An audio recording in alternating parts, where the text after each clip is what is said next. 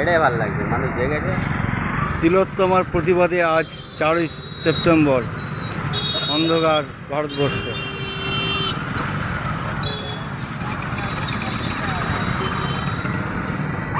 তাই না? তোমার কি মনে হচ্ছে যে সমস্ত দলকে এটা কিন্তু বার্তা দিল, সমস্ত দল? একদম একদম হ্যাঁ একদম। বলো, তোমার কোনো বক্তব্য রাখবে? না, আমার বক্তব্য নেই, জাস্টিসটা দরকার। মারাত্মক মারাত্মক, যেভাবে নৃশংসতা, মানে নৃশংসতার শেষ সীমা ছাড়িয়ে গেছিল। এই জাস্টিস যদি না হয় না, দেশে অরাজকতা আরো বেশি, আর কিছু মানে করার নেই, অরাজকতা বেড়ে যাবে। এই জাস্টিসটা দরকার। সবচেয়ে বড় দুঃখজনক যে যে প্রশাসন এত মানে নিষ্ঠুর, যত তাড়াতাড়ি করে বডিটাকে পুড়িয়ে দাও যাতে বিচারটা না পায়। হ্যাঁ, ভাবতে পারা যায় না।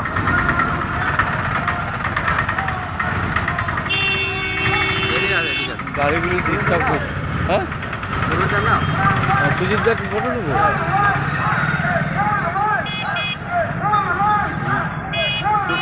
লোকও সব চলে আসে কোথা থেকে জানি।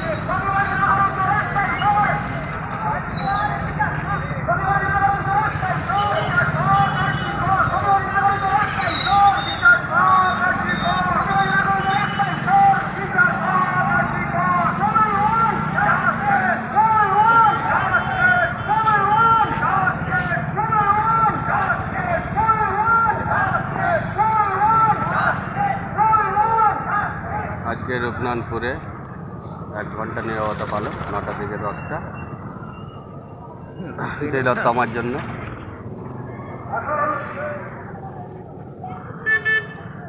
আজকে 1 ঘন্টা নীরবতা পালন, তিলোত্তমার জন্য 1 ঘন্টা নীরবতা পালন হচ্ছে রূপনারায়ণপুরে।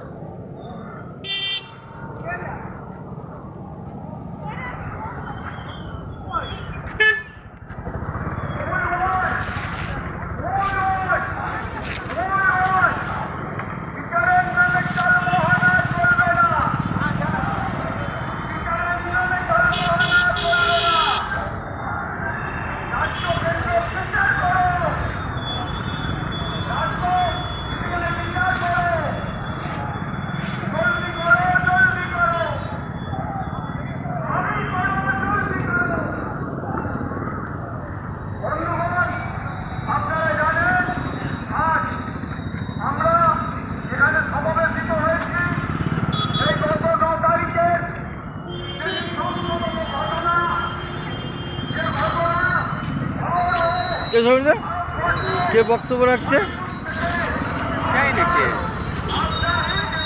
মনে হচ্ছে না?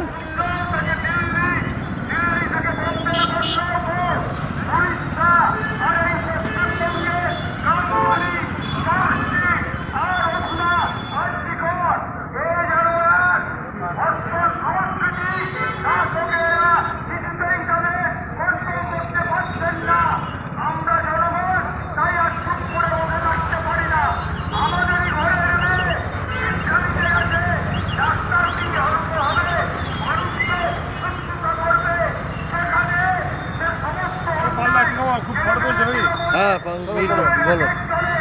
এই অন্যায়ের বিরুদ্ধে কিন্তু সমস্ত রাজনৈতিক দলকেই কিন্তু একটা বার্তা, সমস্ত রাজনৈতিক দলকে একটা বার্তা দিচ্ছে যে তুমি শুধু নয়, সব রাজনৈতিক দলকেই, এখানে ওখানে সেখানে সব রাজনৈতিক দলকে বার্তা দিচ্ছে সাধারণ মানুষ। এক হও, এই ক্ষেত্রে এক হও, বাস করো। আর সব রাজনৈতিক দলগুলি একটা চিন্তা ভাবনা করুক যে এইভাবে আর শাসন চালানো যাবে না।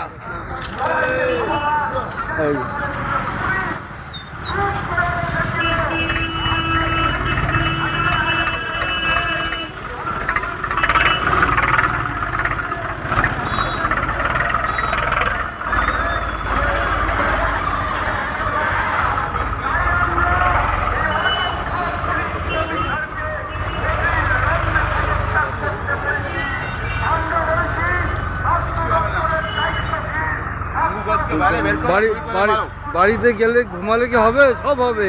এটা একটা বার্তা, সবাইকে বার্তা দিচ্ছে, সব দলকে বার্তা দিচ্ছে। গুলি করে মারো, তারপরে হচ্ছে সেটা আবার কি? নেত্রে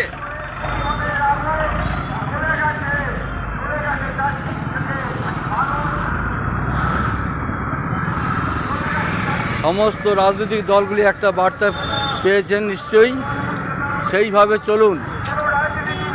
আর এখানেই রাখছি, 1 ঘন্টা এখন প্রতিবাদ চলবে। নমস্কার।